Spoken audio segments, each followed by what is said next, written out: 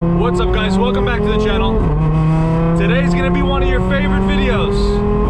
Almost no talking. So, as you guys know, we installed the AWE switch path exhaust in the car before, and now we went with the actual track exhaust to switch it up. Because of the amount of switching and removing and reinstalling that we've done going racing, it almost becomes a pain and almost becomes a chore having to deal with the valve and unplugging it and taking care of the wires and whatnot.